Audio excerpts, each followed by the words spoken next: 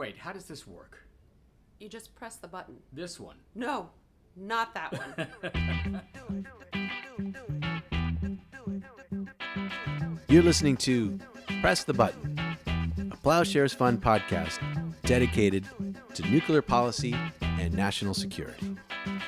Everything seems impossible till it happens. Everyone would be affected by a nuclear war. Our government is planning to spend trillions of dollars to develop new nuclear weapons that we don't need. You can't win a nuclear war. We are all experts on nuclear weapons because we are all going to be affected by those nuclear weapons. And here are your hosts, Joe Cirincione and Michelle Dover. Thank you very much, Del. I'm Joe Cirincione. And I'm Michelle Dover. And we're both sitting here in the beautiful Washington, D.C. headquarters of Ploughshares Fund, looking out over the Washington Monument and the billowing flags. We have a terrific episode for you today, our 18th episode. If you've missed some of the earlier ones, you can go to ploughshares.org and download them or connect to where you usually get your podcasts. And if you like what you hear, please rate us, share us, use social media to help spread the word. We got a lot to say today, Michelle. I'm going to start with an interview with Rob Malley, a former Obama and Clinton administration official, now the president and CEO of the International Crisis Group, talking about their new report, which is about trying to avoid a 1914 type situation in the Middle East. The Middle East is a tinderbox. Any spark could set off a larger conflagration. And before we get to the interview, though, we will have early warning, where I am joined by Mary Kaszynski, Deputy Director here at Ploughshares Fund, and Jessica Sleight, the Program Director at Global Zero. We're going to be discussing the mysterious explosion in Russia. I don't know if you saw that. Of course, a nuclear explosion. I had friends writing me saying, did a nuclear bomb go off? And it wasn't a... Well, they'll have to tune into Early Warning to hear about what happened. We'll be discussing that and more. Okay, that's great. How do you like hosting Early Warning? Oh, you can't tell I'm having a ton of fun. No, it's great. Although I will say, covering the news in 7 minutes, I can't believe that that's the amount of time we have to decide. The president has to decide of whether to launch a nuclear weapon. We can barely do the news. We can barely do the news. You can't decide whether you want to go out for the evening in 7 minutes or what movie you want to go see. And the president's supposed to decide on nuclear war. Okay. We're also, next week, we're going to be answering a few questions you listeners have kindly sent in for me on nuclear weapons policy. But if this is your last chance to submit something, if you want to know anything about nuclear history, nuclear security, foreign policy, how I got my job, how you could get my job, just send a question in to press the button, one word, press the button at ploughshares.org. And now, early warning, early warning, early warning, early warning.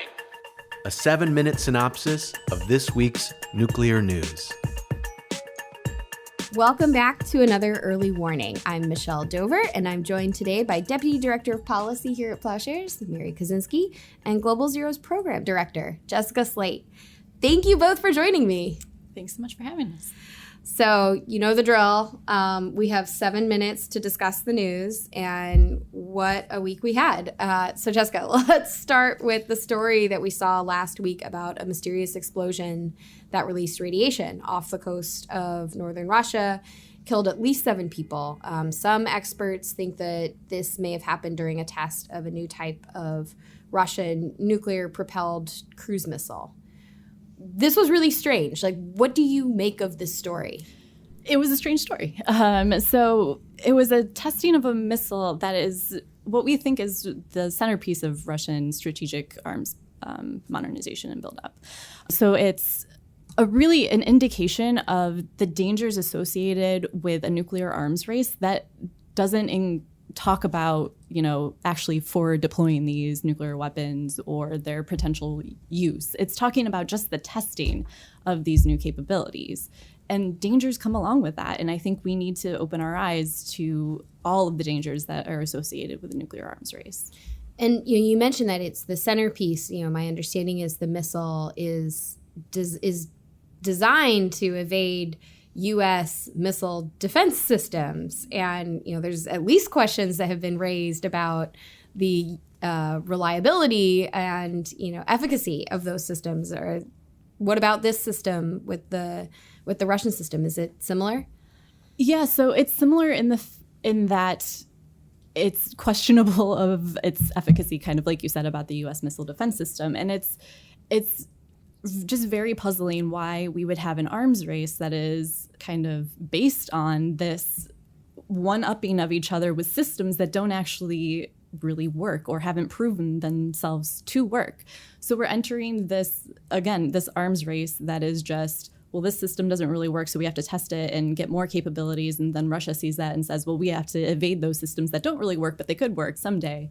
And so it's just this perpetual testing and race to see who can outdo each other. Well, let's talk about the cost of that race. So this leads us to our next story that we heard in the past few weeks, that Boeing has dropped out of the competition to build a next generation of intercontinental ballistic missiles.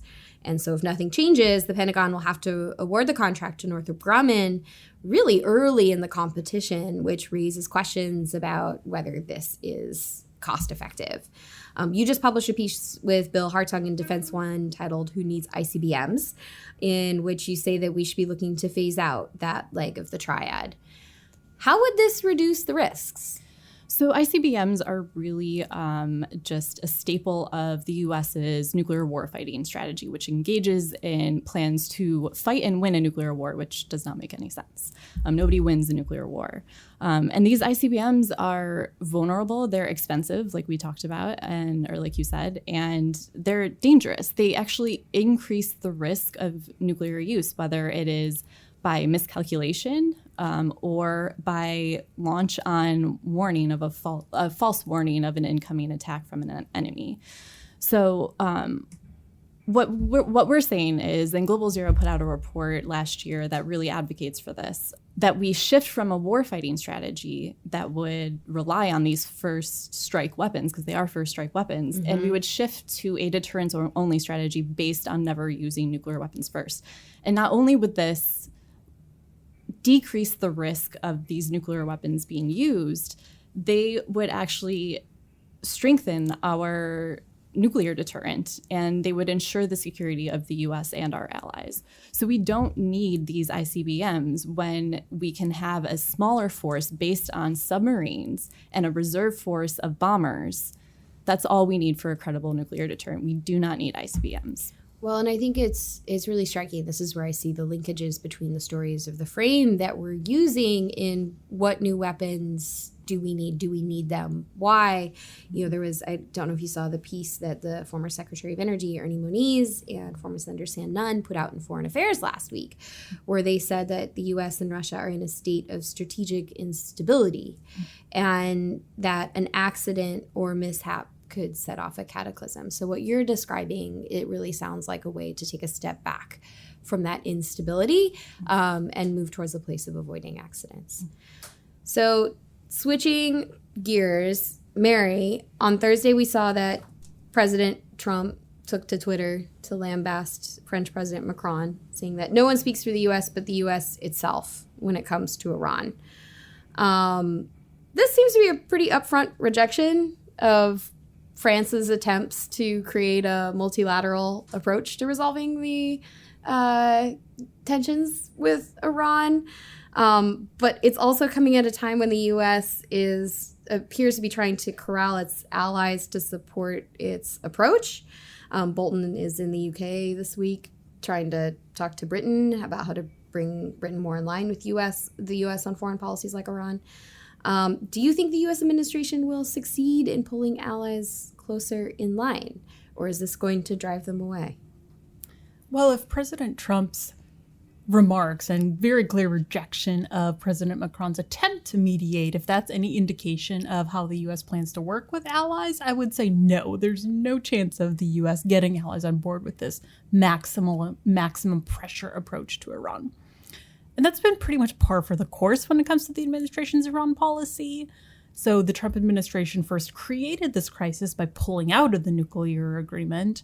And since then, every step that they've taken to increased pressure on Iran simultaneously drives away U.S. allies rather than bringing them together. And how, this is also affecting the cooperation they're also trying to build in terms of maritime security, right? Exactly. It's yet another example of the administration driving a wedge in the transatlantic partnership rather than building those relationships, trying to bring allies on board. Instead, we're pushing our allies away. So the U.S. is attempting to put together a Gulf security initiative to sort of protect oil tankers going through the Strait of Hormuz from the Iranians. The UK has committed to joining this initiative for obvious reasons. First, there's the tanker crisis. The UK seized a tanker, an Iranian tanker. The Iranians seized a UK tanker. So there's that ongoing stalemate. And then, of course, there's Brexit and that entire debacle that the Brits are dealing with right now. So it's no surprise the UK joined. But the French and the Germans have very clearly said they're not joining this U.S. initiative. So once again, it's another example of the administration pushing away allies and the complete failure of the maximum pressure strategy. Well, and, this is, you mentioned the issue with the tankers. This is happening in a broader context in the Middle East of regional insecurity and instability. Later on this podcast, Joe will be talking with Rob Malley from Crisis Group about how we can avoid the guns of August. So stay tuned to hear more about that. And with that, ladies, our 7 minutes are up. Thank you so much for joining me.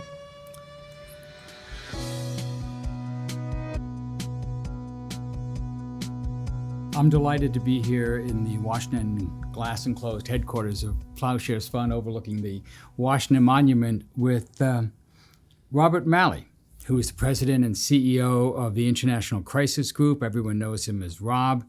His organization works to prevent war and conflict and shape policies to a more peaceful world. Rob was a former special assistant to the President of the United States. He was a senior advisor to President Barack Obama for the Counter-ISIL Campaign and the White House coordinator for the Middle East, North Africa, and the Gulf region. He had also previously served as a special assistant to President Clinton for Arab-Israeli affairs and director for Near East and South Asian affairs. You took the easy jobs, huh? I take what people give me. Well, thank you very much for joining us today. There's a lot going on. In fact, as we sit, there's a crisis brewing in Kashmir. We saw that the Indian government has just revoked the special status of Kashmir, and every South Asia expert I know is on high alert. Yeah. Are you particularly worried about this before we get into this topic? It's hard not to be, but let's see how it plays out. I mean, it's something that's been brewing for some time, and there had been some advance warning, but now it's here with us. So let's hope cooler heads prevail. Yeah. Well, that's also our hope for the subject we want to talk with you about today, which is Iran. And you just come out with a special report from the Crisis Group that could have been called the Guns of August. Yeah. It makes reference to the crises that Europe faced in 1914, where tensions were building and where an obscure incident, the assassination of Archduke Ferdinand, set off a conflagration that no one really wanted and no one really anticipated. And you fear that we're heading towards that situation with Iran. We're heading towards that situation in the Middle East. Can you tell us more about that, how you came to that conclusion? Well, first of all, hopefully it will be avoided. But what is striking is how, looking at today's situation, one could imagine a year from now looking back and saying this is a chronicle of a war foretold, that all the ingredients of a major conflagration were there, that neither side, neither Iran nor the United States, and when I say the United States, I mean President Trump, neither President Trump nor the Iranian leadership seem to want this war, and yet we're seeing a cycle, an escalatory cycle, without obvious off-ramps that could lead precisely to the outcome that neither side wants. And in a nutshell, the explanation is quite simple.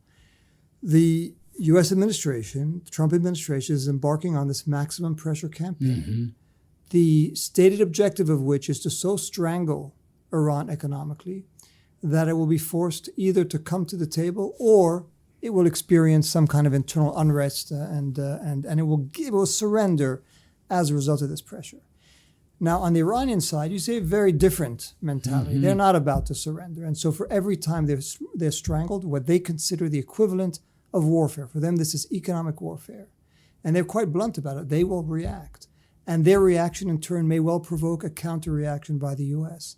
And because they're not talking to each other, because they have these diametrically opposed conceptions of how things should work, one side believing that the other will surrender and the Iranian side believing that it must resist, it's hard to see, short of a diplomatic off-ramp, that right now neither side is putting on the table how you stop the escalation. So let me talk about the off-ramp, and then I'll go back to the escalation.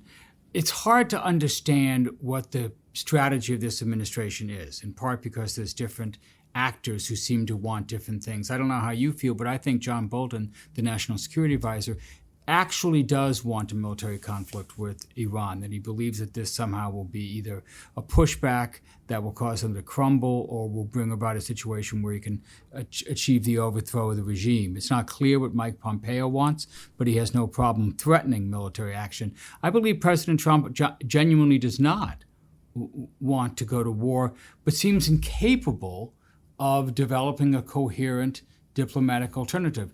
The most recent example of this is this clumsy maneuver with Foreign Minister of Iran, Javad Zarif, where it now appears that they offered him or wanted him to come for a visit into the Oval Office, a meeting with President Trump, and threatened him with sanctions if he did not accept. He did not accept, and they hit him with sanctions. Yeah. So, I mean, I think the way I look at it is I feel like President Trump is on a collision course with himself. That's because he's implementing a policy that's leading precisely in the opposite direction of where he wants to go. So to unpack and to echo what you said, I think you have different people in the administration with different goals. They all have the same tool, which is maximum sanctions. And each one thinks that it's going to lead to what they want. So I think somebody like John Bolton, I think he wouldn't mind the war. I'm not sure that he's actively pursuing it, but at a minimum, he believes, and this would apply also to Mike Pompeo, the Secretary of State, with more sanctions, Iran will have less money to spend on nefarious activities. That's sort of a common view of all of them. They have less money to spend on bad things. Then there's some who think, well, with less money and with an economic crisis, they're also going to have to deal with internal discontent at home, and they'll be distracted, which is another positive outcome. Then there are those who think with that kind of pressure, at some point, the regime will implode, that there'll be an unrest, uprising, or have regime change. Through maximum pressure, diplomatic, military, economic, the regime will implode. And then you have President Trump. And he's been, either he's convinced himself or others have convinced him that through the same method of sanctions, he's going to get Iran to come back to the table and say, we accept your terms for a more onerous nuclear deal. He may be the only one believing it, I don't know. But he's been sold on a policy, the likelihood of which that it will lead to his preferred outcome is almost zero. And all the other outcomes that I mentioned, which lead to escalation, which lead Iran to want to retaliate, are far, far more probable. But whether it's out of misunderstanding or he's being hoodwinked or he doesn't get it, I really don't know. But he is now basically pursuing a policy that is diametrically opposed to the goals that he's pursuing or that he says he's pursuing. And that's what's quite remarkable about this administration. Right. So this gets back to your off-ramp. Usually governments put on pressure for a reason to get it. And short of collapse or surrender of the regime, there's got to be some sort of negotiations. You don't see the president developing a route for Iran to take those negotiations. Well, who knows? I mean, I think he wants a way out, and that's why he's been talking to President Macron of France. That's why he dispatched, apparently, Senator Rand Paul to go see Foreign Minister Zarif before this bizarre episode that you mentioned. But again, because the governing assumption of the administration that the president seems to share, and I think he shares it, I'll say something about how he shares it universally, it's not just about Iran, which is that you get best results when you strangle your opponent. Yes. The problem is that he is not prepared. Any off-ramp would have to include relaxing the sanctions. Iran is not going to come to the table under the current pressure. It's going to require some kind of loosening, at least of the oil sanctions. But that's anathema to the administration because they believe the more sanctions, the better. For the president to break out of this dilemma, he's going to have to decide himself, because I don't think any of his inside advisors is going to recommend that he go that route. Maybe some of his outside advisors will do so, which is to offer the Iranians a deal. He'll diminish the sanctions, at least for a period of time, in exchange for Iran resuming its own compliance with the nuclear deal and agreeing to talks. That's a bargain that one could imagine maybe succeeding. But if that off-ramp doesn't exist, if it's purely more sanctions, you're not going to see a diplomatic exit. Well, I agree with you that I don't see anybody in the administration who's ready to articulate that, who's ready to push that. Quite the opposite. But this is why in your report you say that third parties should intensify efforts to defuse the crisis. And you mentioned French President Macron. Do you see any hope in that effort? Do you see any others trying to play this mediator role? So, I mean, the French tried. They've actually given themselves a deadline, which is now long past, of mid-July to see whether their attempts would succeed. It seems from what I'm hearing that they hear one positive thing from the president, and then they hear something very different from John Bolton, and then the utter confusion ensues. And right now, it doesn't seem like the president is yet convinced of the way out that he actually wants. And so he's faced with, this is very different. I mean, you could talk about North Korea. We could talk about other cases where members of his administration may not agree with him, but they haven't put him on a path that is as likely to lead to confrontation as in the case of Iran. And this is why I'd put some hope in Senator Rand Paul, with whom I don't agree on that much, but on this issue, I thought he could deliver the message to Zarif that there was a way out, and to the president that if he wants to avoid the war that he desperately says he wants to avoid, what he needs to do is seize this opportunity of diplomacy. It doesn't seem to have gone anywhere, and as we know, apparently, I mean, if one is to believe press reports, Zarif was told either you meet with the president or in the Oval Office, or you're going to be sanctioned. Right. This is Robin Wright's report in the New Yorker, and she's an awfully reliable And I've reason to reporter. believe that what she says is accurate, but again, and it would sound completely crazy if not for the fact that it's a bit par for the course. What president does that? Well, let me ask you this. Well, you were in the administration. Did you ever deliver a message like that to any world leader? No, and I think it'd be hard to find precedent, but there really is a cookie-cutter approach to this president in terms of his foreign policy. What do you mean? You look at the different cases: Iran, North Korea, Palestine, Venezuela, and all of them, he has the same method. I'm going to put you under maximum pressure. You're going to really suffer. And I'm going to tell you that I'm going to continue along this path unless you agree to certain clear demands. And if you do agree, it's going to be nirvana. It's going to be Palestinian prosperity. It's going to be Iran making Iran great again. The video he showed to Kim Jong-un. So it's always the same method. It just never works, but it's the same method. He seems convinced that he can put in front of his, what he considers to be like business, in a business deal, the worst case scenario, continue sanctions. But here's a picture of what life could be with you if you surrender to my demands. You mean like Palestine, like cutting off aid to Palestine, cutting off, giving away the U.S. Embassy in Jerusalem, et cetera, giving Netanyahu a free hand and then offering them $1 billion in aid. Exactly, the Kushner plan, which is economic prosperity if you agree to give up your political demands. But the world doesn't work that way, and it really is going to take... it's terrible to have to pin one's hope on President Trump and some of his outside advisors like Rand Paul or someone like Tucker Carlson, all of whom, again, with whom I have virtually nothing in common. Except they don't want war with Iran. Yes. And they need to convince him that the path he's following is not going to lead to what he wants and is going to lead to the exact opposite of what he's pursuing. Maybe I don't get out enough, but I haven't actually heard anybody connect the dots this way. But what you say makes absolute sense, that this is the pattern he tries everywhere, each time, and it hasn't worked anywhere. But the thing is, it's an administration, when it doesn't work, the lesson is let's not change course. Let's double down. So more sanctions on Iran. And if more sanctions don't work, let's try even more. I mean, it really is... You can never prove it wrong because you could always assume that you just haven't done enough. Okay, so let me ask you to predict a little bit. So the maximum pressure campaign continues. The sanctions keep going. What else can they do? What more pressure can they put on? So first of all, on the economic front, and they will take credit for this. I mean, it's hurting average Iranians as well. But they would say already oil exports have gone down from about 2.5 million before they reimpose the sanctions, and now it's somewhere between 2.5 million barrels a day. Per day. day. And then now it's somewhere between, say, 500 and 100,000 barrels a day if you only account for the legal, there are other illicit ways that they're exporting. Well, that is crushing. It's crushing. And so they don't necessarily have to do that much more. They have to stick to this. They could try to build more pressure on some of Iran's allies around the region. They could try to intercept more Iranian shipments. But more time that goes by with Iran living under these conditions, the more they will feel they have to react.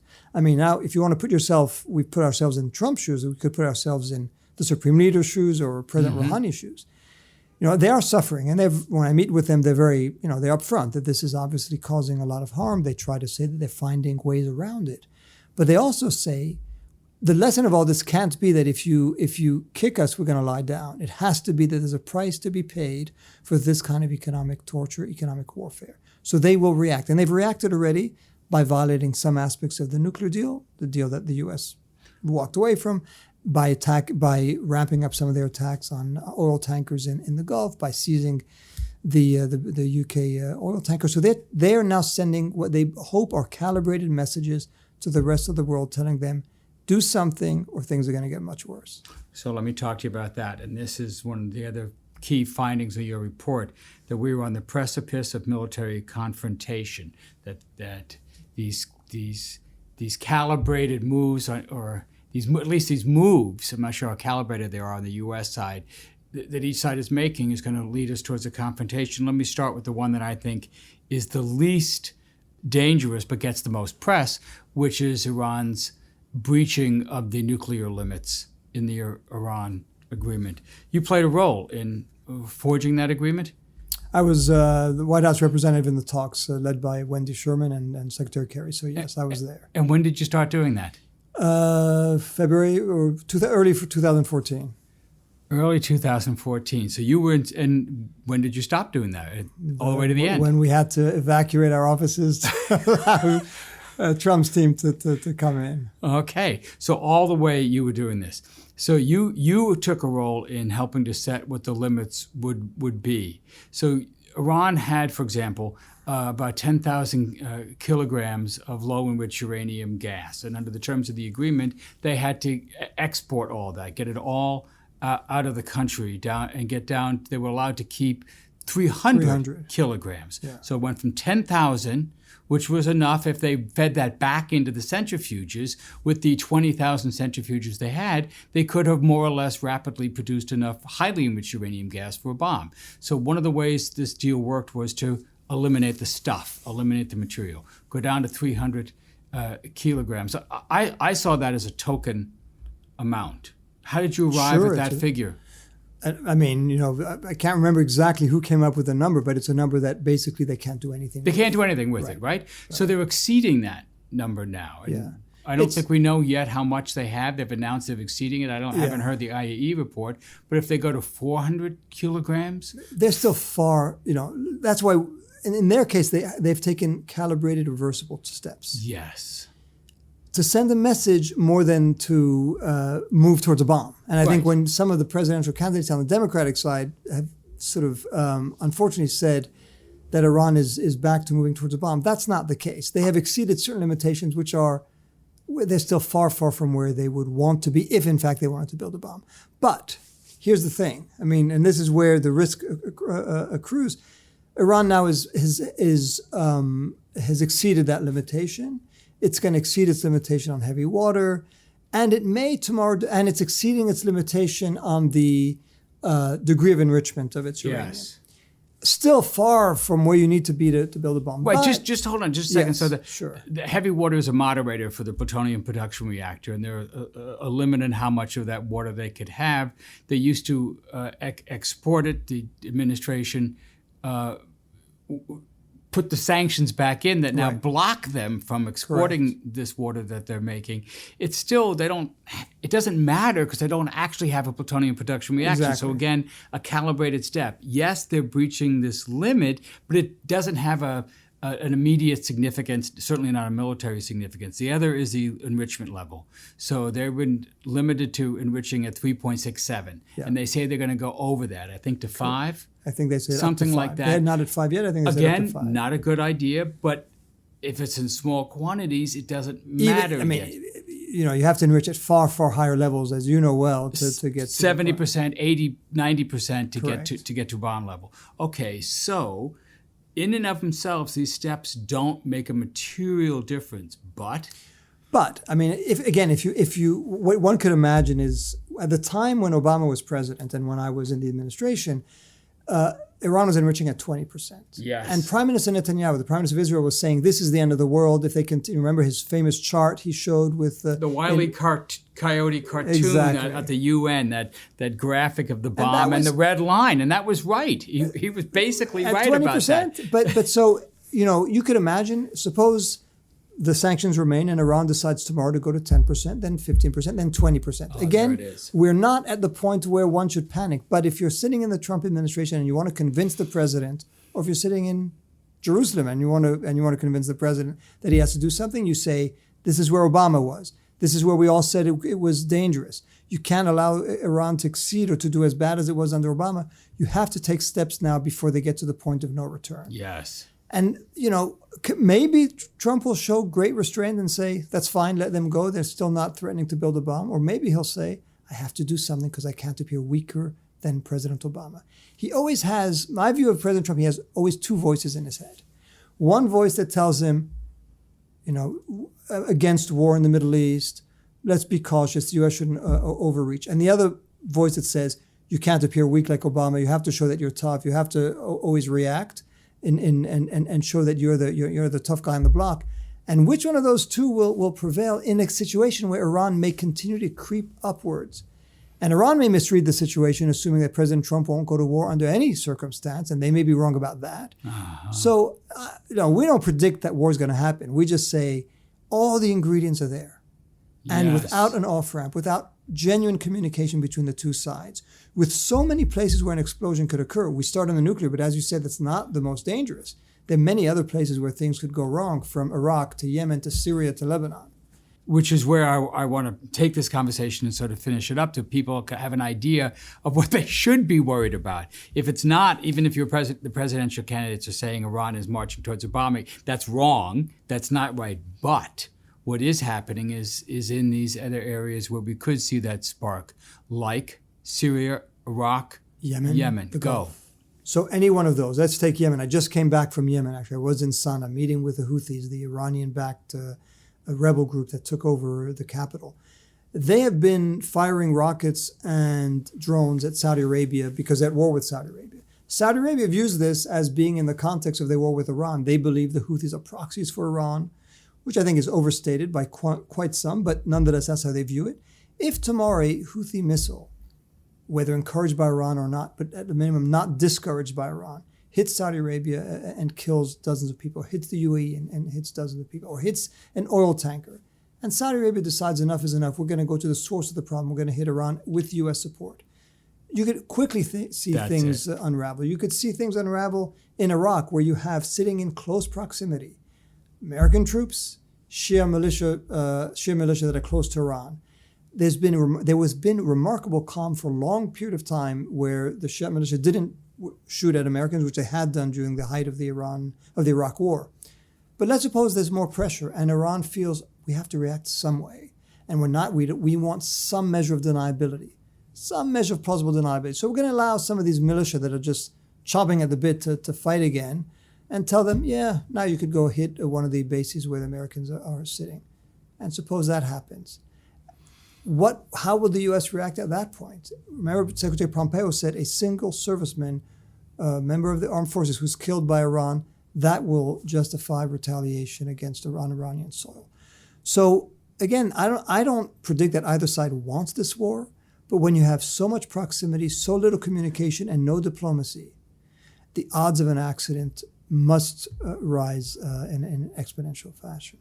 So what are you recommending to policymakers? What are you recommending to the people who read the crisis group report as a way to de-escalate, to So here's avoid the guns of August? Here's the de minimis. I mean, there's many more. I'll get to the higher level aspirations, but the de minimis is this exit ramp that you and I were talking about. Agree that the U.S. will relax some of the sanctions, Iran comes back. Okay, that at least takes away the most proximate cause of escalation. Beyond that, what there really needs to be, and this is work that I don't know that this administration wants or can embark in. It wouldn't have been easy even for President Obama, which is you need a new regional architecture. You need something, a security architecture where Iran, Saudi Arabia, the UAE, other countries, Israel may be a bridge too far at this point, but other countries come together and find rules of the road for how they're going to deal with with the regional conflicts. What are the rules for maritime security? What are the rules for nuclear security, for non-proliferation, for environmental security? There's no reason why that shouldn't happen. It ought to, but right now you have an extreme polarization, and the U.S., rather than trying to bring Iran and Saudi Arabia to the same table, is exacerbating the polarization that is risking warfare. So it's something that I regret that under President Obama we weren't able to do, which is we tried, but maybe not in the best way, to bring Iran and Saudi Arabia together, to get them to deal with the problems that are now threatening war throughout the region. But that's what will need to happen at some point. For now, let's at least cauterize the situation. Let's make sure that we don't get an escalation that's going to, could engulf the whole region and drag the U.S. in. But in the longer term, what you need is a different kind of relationship between Iran and Saudi Arabia, in which we play the role of bridge rather than exacerbator of conflict. Right. So we're not picking a side. Listen, I mean, the U.S. historically is closer to Saudi Arabia. I don't expect that even the next president, assuming he or she is a Democrat, will radically change that. But there's a difference between egging Saudi Arabia on and encouraging it in its bellicose, in its desire to get back at Iran for what it considers to be years of suffering. That's one. Centuries of dispute. Well, but no, I'm saying I think but just Iran, having having discussed this with the current Saudi leadership, I think they really believe that they've been the punching bag for too long, and Iran has been hitting them, and they haven't reacted. And so Mohammed bin Salman feels strongly he needs to hit back. But rather than the U.S. restraining that and saying, you know what, there's a better way to deal with your differences with Iran, the U.S. has been giving him a kind of carte blanche. And that's what has encouraged a lot of what we're seeing in the region. The Iranians are far from being blameless. I mean, I don't want to paint this as if Iran didn't have the huge share of responsibility. But as the U.S., if what we want is to disentangle from these endless wars in the region, if what we do is to pivot away and allow and not be dragged back in, our purpose, our goal should be to try to find ways to de-escalate tension between the protagonists, not to exacerbate them. And that's what I fault this administration. It has built a lot of goodwill with the Saudi leadership. So now use it to try to get them to sit at the table with Iran. Excellent. If people want to read your report, where do they go? How can they get it? Our website, www.crisisgroup.org. It has everything we do is public. That's part of how we proceed. We want as many people as possible to read what we write, and then to, if they agree with us, to try to advocate on behalf of the same solutions that we are proposing, or if they disagree, to let us know. And always happy to hear contrary views. And who wrote the crisis report? Did you have a team of people? There's always teams of people. This one is a particularly collective effort because it was based on interviews in the U.S., of course, but also in Yemen, in Iraq, in Syria, in Lebanon, in Israel, and in Iran. So it had a wide variety of sources, because what we try to do is sort of do a 360. What does it look like for all the actors in the region? What are the risks, and what are the opportunities to de-escalate? It sounds like you have a global team of people. How big is the crisis group? It's about 150 people present in about 40 countries. Thanks in part to Ploughshares and to you and the support you give us, so thank you. But we try to have people, and what distinguishes us from other organizations, we try to have people on the ground in as many places as we can. That's what to talk to them. I mean, again, I just came back from Sana. I had hours of discussion with the Houthis. You don't have to agree with them, but to understand where they're coming from and where they might be going, that's always helpful. Well, thank you, Rob, for helping us understand this very, very difficult topic today. A pleasure. Pleasure was mine. Thanks.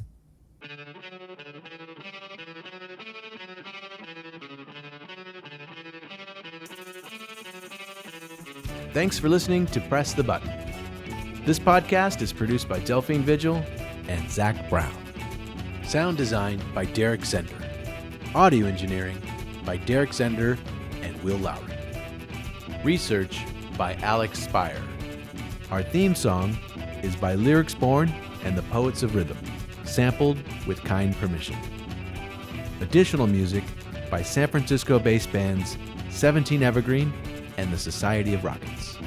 To continue the dialogue and support our work, visit ploughshares.org.